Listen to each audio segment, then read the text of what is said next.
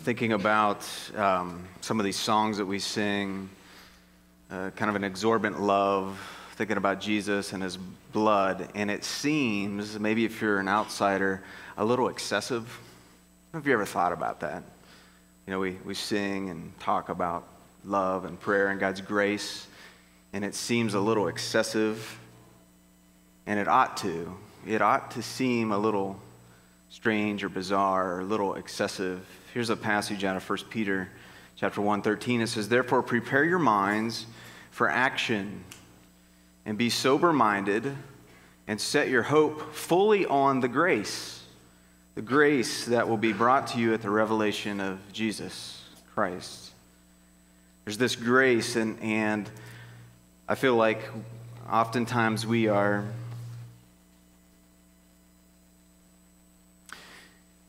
taught grace, but I don't know how often we catch grace, that it's caught, that it's something that we experience, this grace. And so as we dive into some stories and the message this morning, it's really about what does that look like to catch grace and to give grace. And both go hand in hand. Grace isn't just to be received and absorbed and to just be consumed, but it's also to be given. There's something about grace that is to be given. And so I was 15 years old, and I got my first vehicle. It was a truck, a 79 Plymouth Trail Duster, black. Oh, she popped the picture, didn't she? Sorry about this picture. I'm 19, and I'm not sure my dress code at that time was a little questionable. Yeah, Superman black paint job, chrome down the side, chromed out. I mean, it was a steel bomb. I mean, vehicles today are made in plastic. This was all steel, right? You own the road. It was a SUV before there were sport utility vehicles. It made the Ford Bronco look very small. Almost needed a booster to get in it. That's enough. You can take the picture down, please. Yeah, I love this vehicle. And you know, it's the first vehicle thought of like, you open up the door and the pleather seating and the front panel. And thing was, it needed some work when I first got it. And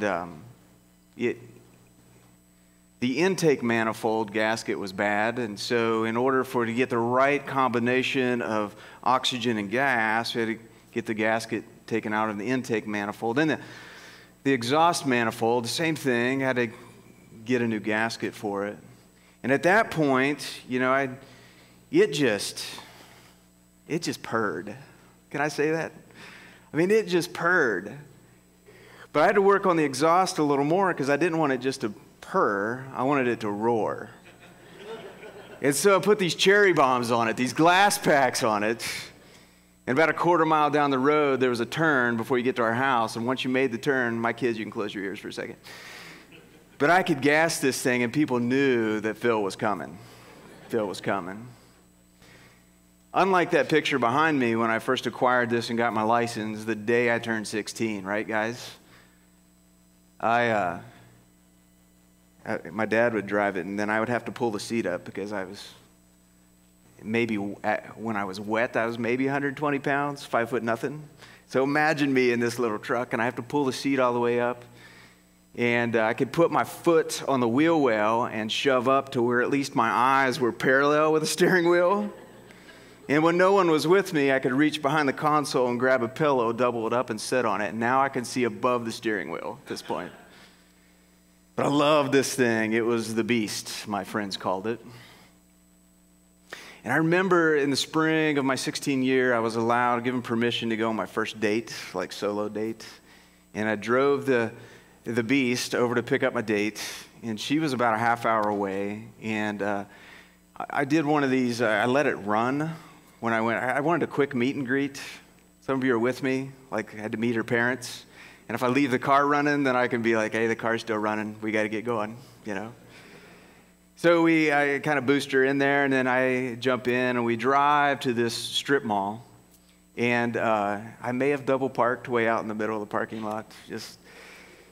And I took her to what I thought was a pretty fancy seafood restaurant. Maybe some of you have heard of it. It's called Long John Silver's.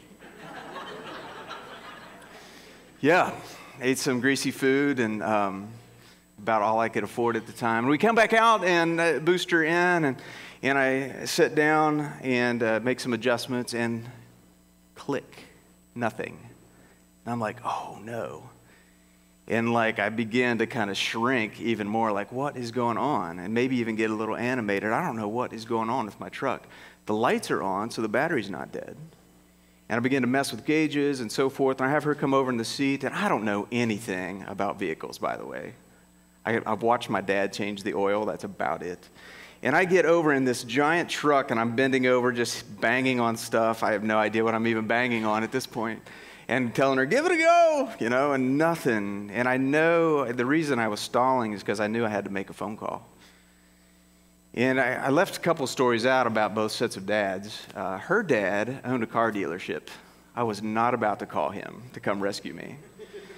My dad, I had found out just months earlier, I was working through our attic, and I blew off this box and opened it up, and here are all of these trophies from when my dad used to drag race when he was in the military. And there's this both fear and then also in awe of my dad, because it was legal. I mean, he reminded me of that once I showed him, hey, what's these trophies about? And then it began to make sense, because my dad used to tinker with lawnmowers all the time, switch out the engines and so forth. So I knew my dad had the smarts to fix engines, but I was dreading the phone call. And I went over to the strip mall. They had a payphone where I put quarters in. Payphones, do you know what payphones are? Used to have to, you know what quarters are. Anyways, you put these in, and I dial up, 911 dad, and he begins to, work me through, is there anything I'm missing and all of this? And he goes, it's going to take me about a half hour. And I'm like dreading this, half hour of just kind of stalling as he's coming there and trying to keep conversation with this girl that I didn't know real well. And he pulls in, and I'm thinking, man, he's going to whip out a can of miserableness here. Like, don't you know, how to take care of this? Let alone I was double parked on purpose out in the middle of this lot. And he pulls up as if I'm thinking, okay, maybe he's going to try to jump me. Jump the truck, jumper cables. And he gets out, and his countenance was not what I anticipated. And before I can even say a word, he begins to share a story with us about a time that someone came to his rescue. And it just brought all of the tension out of the sails that we had been like in this for 45 minutes plus. And he shared another story about a time when someone came to his rescue, something simple. And before long, the three of us were laughing. And I don't even know what happened, but all of a sudden the truck has started and going. I missed whatever happened there because he had us going with some of his stories. And I remember after we got in there, and he just kind of laid his hand on my shoulder, and he says, you're good to go. I'll be praying for you guys. You should be able to make it home now. And I knew my dad was a follower of Jesus, but he just kind of slipped in and just dropped I'll pray for you as you go. So I thought, that's cool, Dad. This is an appropriate place for that, especially since you rescued me, right? And I remember just being overwhelmed by what I expected to get like a verbal beatdown because I didn't know what to do to fix this truck, and just being overwhelmed by his grace. Like it was excessive for him even to share some humiliating stories about himself when he needed someone to come to his rescue. And I took her home. I left the trail duster running. I wasn't about to turn it off and get stranded at her house either. And made it home, but I could not get out of my mind. I want that to be a part of the grace that I exude in other people's lives, that I could bring to the table, not this, but just an uncanny grace in a situation that's inconvenient, super inconvenient for my dad to leave his work and come and help me out. And I wanted that. And so I experienced grace. It wasn't just being taught about grace, but I actually experienced grace in that moment. And I think some of us have experienced it, but I don't know how much we've been enveloped by it. And it's that grace that God has gifted to us and calls us to give out into other people's lives and be okay with being uncomfortable and inconvenient at times in order to speak that grace into other people's lives. I'm not always there. I'm not always in that humble state. There's a passage in 1 Corinthians 1 that I want to read real quick. For consider, this is chapter 1, verse 26, 1 Corinthians. For consider your calling, brothers. For not many of you were wise according to worldly standards. Not many were powerful, not many were of noble birth, but God chose what is foolish. He chose what is foolish in the world to shame the wise. God chose what is weak in the world to shame the strong. God chose what is low and despised in the world, even things that are not, to bring to nothing things that are, so that no human being might boast in the presence of God. There's something about humiliation and humbleness and nothingness, that it's in that weakness that God really shows up. And so he did through Jesus. So that no human being might boast in the presence of God. And because of him, you are in Christ Jesus, who became to us the wisdom from God. Righteousness and sanctification and redemption is all bound up in the person of Jesus and available to us. So that as it is written, let the one who boasts, boast only in the Lord. And I'm telling you guys, I am not always there. And though I have been the receiver of much grace, for instance, big snowstorm, and I'm getting the snowplow out, and the wind is coming down pretty good as well, shoving everything to the south. And so I'm out there snow blowing and chucking this snow about 20 feet. And I come to the end of my driveway where the road comes, and where the snow plow just puts that heavy snow right at the end of the driveway. Can I get an amen? Some of you know what I'm talking about. It's hard to bust through that snow. And in my periphery, there's these snowmobiles beginning to cross the path of my driveway. And I'm frustrated about the snow, and I'm thinking, I've got the right of way. This is my driveway. You work around me. And I'm chucking this snow 20 feet or so. And again, they're kind of on my periphery, and I'm truly not trying to focus on them. And I spin around, crank it, and I'm still spinning down to the south. And I realize that they get broke up. And some of the snowmobiles are on one side, one on the other. And by the third crank, I realized someone got stuck in my ditch. One of the snowmobiles, it was so deep, the snowmobile got stuck. And I think maybe in waiting for me to get out of the way. I didn't want to think that at the time. But anyways, so I think it probably was Dad or Grandpa had came back and to help rescue them, and I'm just like, this is my driveway. Work around it, guys. And I'm cranking snow again, and I realize that he parks his snowmobile right where I'm dumping that snow, like 20 feet. And I'm beginning to bury his snowmobile in the midst of this, and I'm spinning around. I'm like, you're the one that parked there, and I spin it around and just dumping it. And he walks under the rainbow of my snow to get to the other side, and I can just see him shaking his head, and I look at him, I'm just shaking my head, like, what are you doing here? And I realized what he was doing was trying to get the other snowmobile unstuck. And that evening, I was just filled with some arrogance and pride, and I'm like, oh, I missed an opportunity to come help my neighbor. Right? And I was so focused and mindset on my property, and this is my driveway, and we don't even be able to get our vehicle, all of the excuses, all of the reasons, and just feeling the weight I cannot go back and help them out. You ever do something like that and you're just like, oh, I can't make right what I may have contributed in doing wrong there.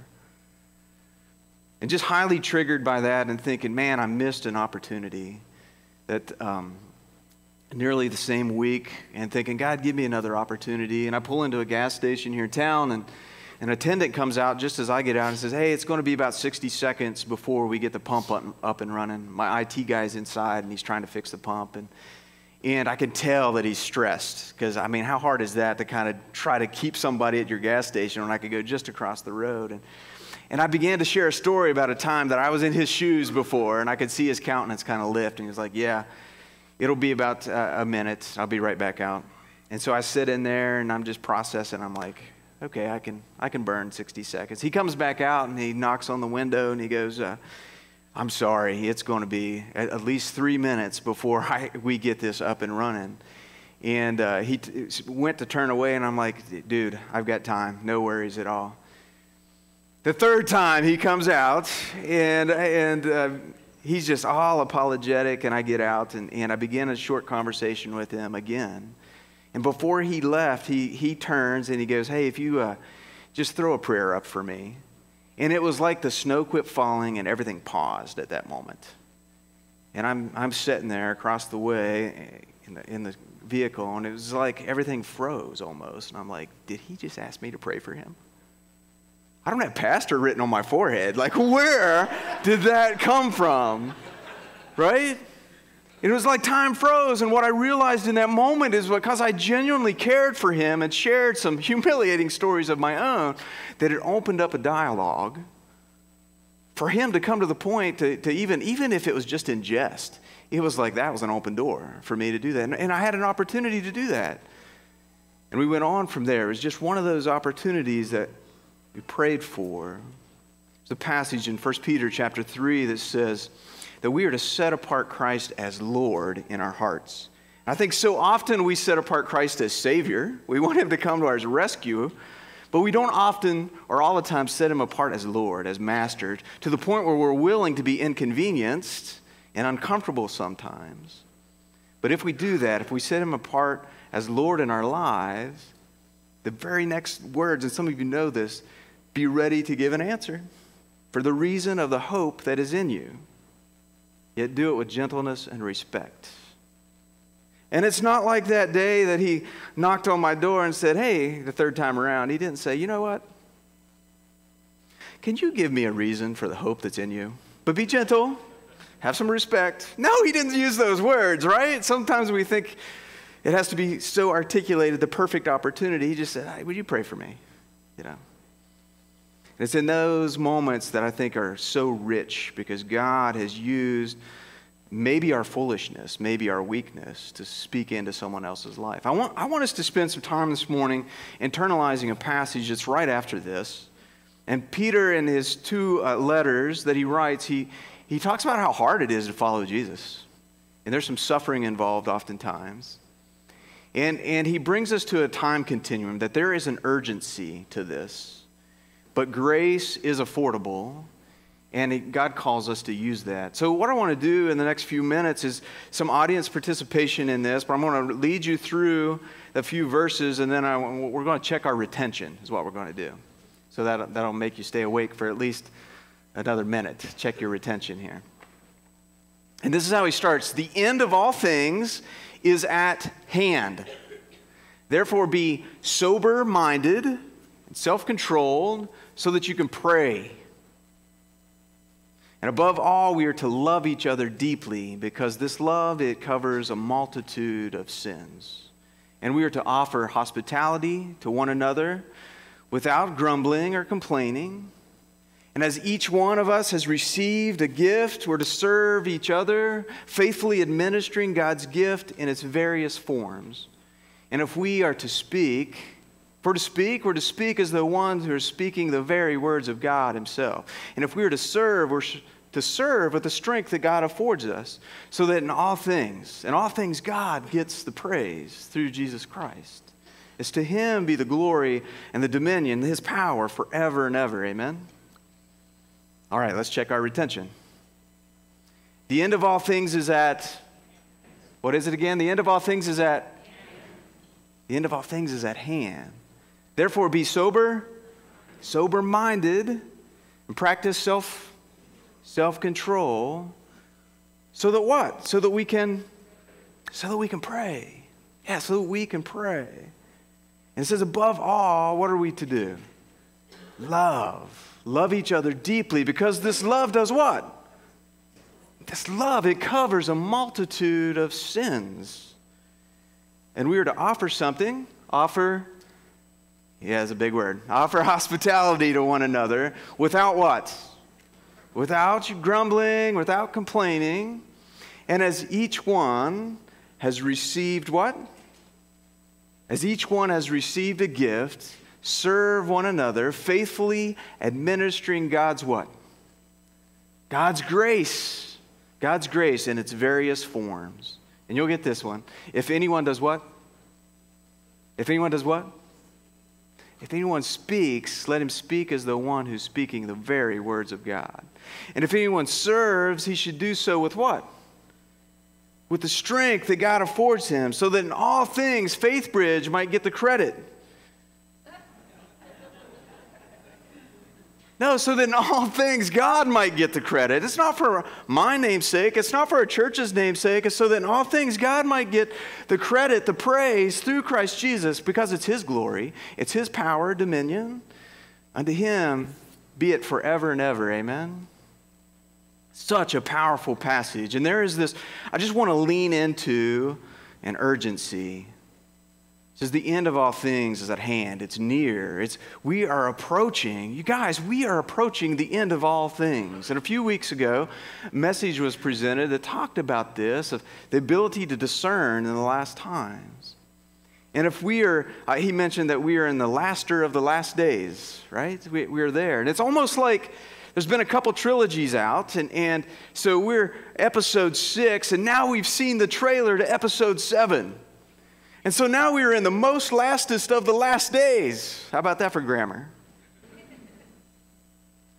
And I don't know if Peter or any of us can be more urgent, and that we can encourage each other even more, that we are living in the last day. They're at hand. We are approaching the last days.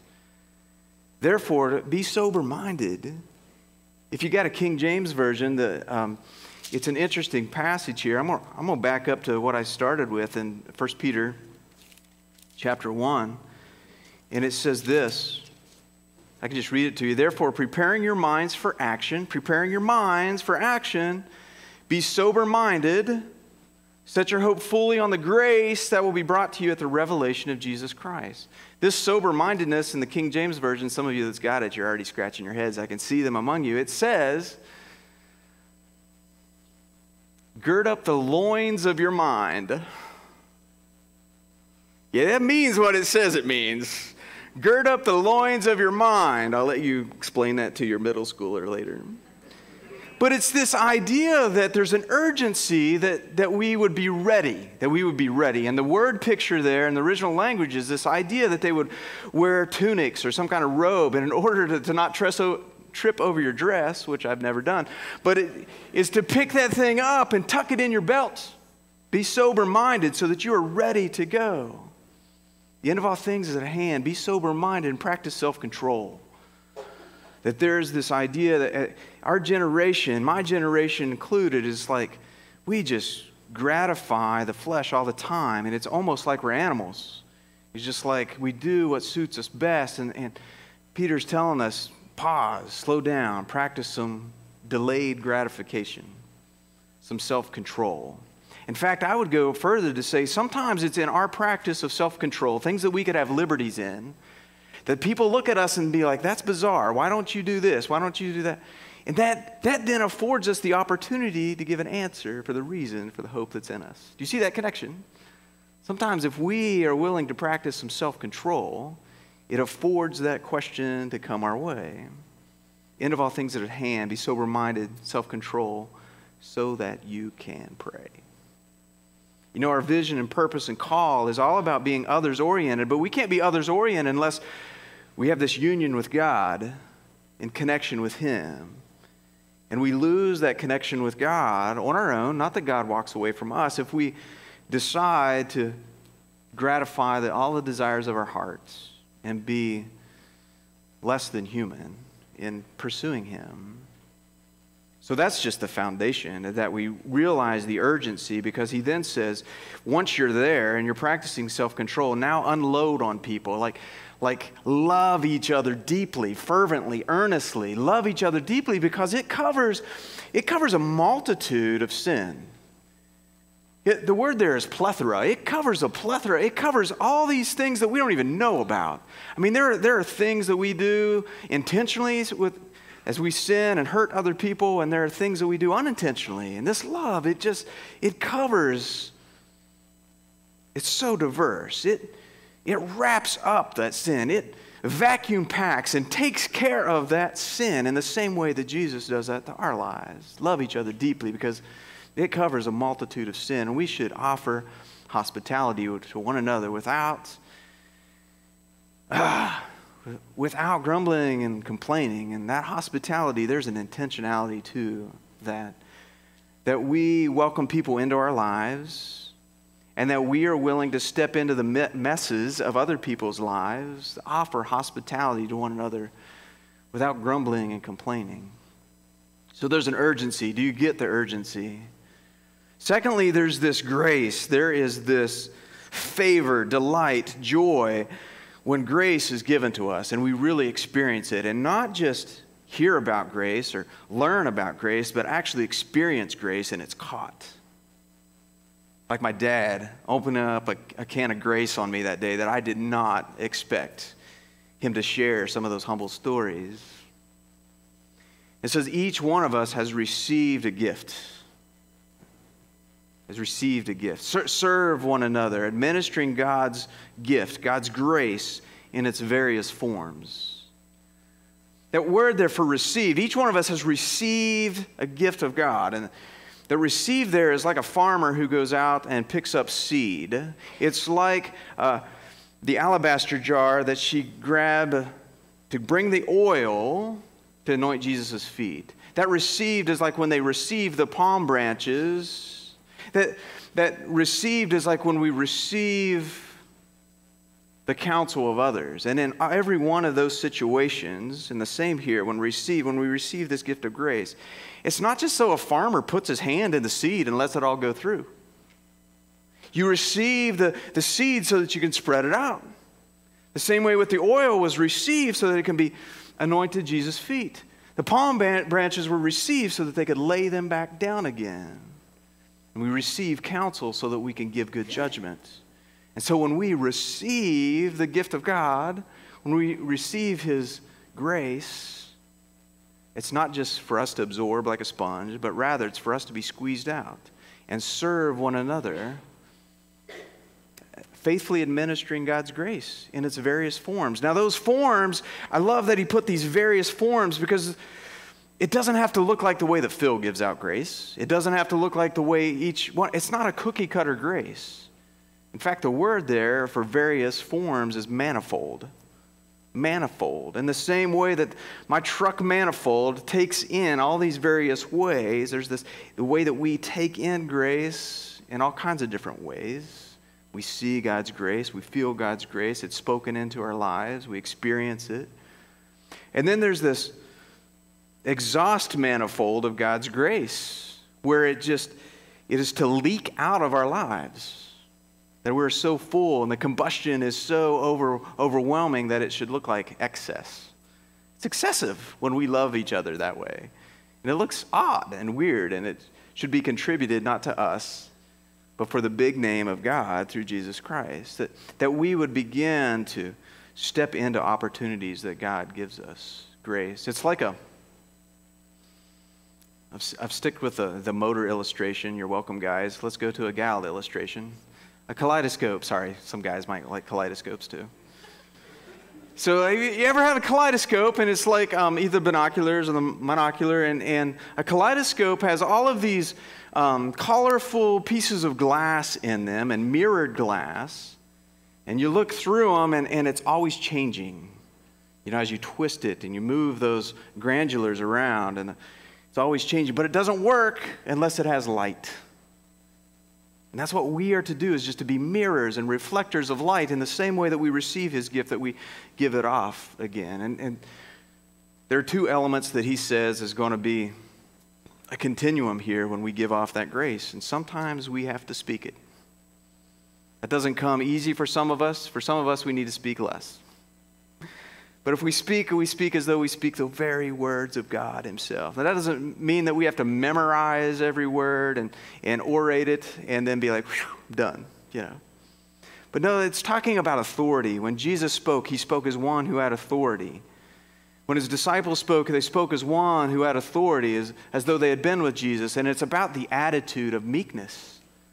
There was something that resonated when Jesus spoke, that He represented His Father in such a humble way that it got the attention of people. So when we speak as though we're speaking the very words of God Himself. And when we serve, it's the same thing. The passage says, speak the truth, but speak the truth in love. Speak the truth in love. And so there's that balance of service and speaking. So that not Faithbridge, not Phil, not that we would get the credit, so that God gets the credit. Sometimes even because of our weakness. It's his dominion. It's his power forever and ever. Amen? So that was Saturday that I went on a date with my first date, solo date. Had the little mishap with the truck, and Dad got it all figured out. The next day, Sunday, I went to church, and we have a family meal, and Dad waves me out, and he's out in the truck, and he kind of can see him through the window. He says, "Come out here. Let's figure out your truck." And I sit down, and he said, "Go ahead and crank it over." And I'm sitting there, and I'm like, all right, now we're going to fix this so I don't have that problem again. Second date's got to be better. Maybe we'll crank it up from Long John Silver's to A&W. Who knows? Anyways, so I go to crank it over, and nothing. And you ever go to the doctor and the symptoms aren't there, and you're just like, I can't explain this to you. But this is one of those times when I was at the doctor and the symptoms were there. And I get all animated with Dad, and I'm like, see, this is what it did to me when I got stranded. And he goes, well, take a big breath, check out your gauges. What else? Do you notice anything else? And I'm like, no, and I try it again. And he just looks at me, just self-control, something I wasn't practicing at the moment. And he reaches over, takes the stick shift, and he takes it from drive and puts it in neutral. And I just like, oh my goodness. And I cranked it up, turned it off, and he goes, okay. And he put it in reverse, and I go, I know, Dad. And I crank, and nothing. Puts it in park. Because I was in drive. I wasn't in neutral, and I wasn't in park when I tried to start it. But you know what? I was much more teachable that day. And he dealt with me in grace. And had he went through that whole thing and beat me down in a moment I didn't have a teachable spirit, it wasn't the time or the place. And oh, that God would work that kind of grace in your life, in my life. Oh, that God would use that kind of grace in the life of Faithbridge as a church. That God would find us in some of the most inopportune times, and that what would leak out of us, the manifold exhaust of our life, would just ooze grace. God, we come to you with our stories. Some of us can relate to some of those times where we've been humiliated. God, oftentimes it's like you want to get our attention in those places. So God, first of all, we see the urgency of leaning forward into the season that we're at individually and as a church, as a community. God, that we see that we're on the precipice of a season ending and something else renewing, of what heaven on earth really looks like. So would there be an urgency in us? God, would you stir that urgency? And secondly, God, that we would experience your grace, so that it's out of the experience of catching your grace that we can then be excessive in other people's life and just loving on them in unique ways, the ways that you've fashioned us in our personalities and our skill set and even the lack of where we're weak in those areas. God, we need you to continue that work, to pick up the seeds and throw them, that there might be others planted. And God, we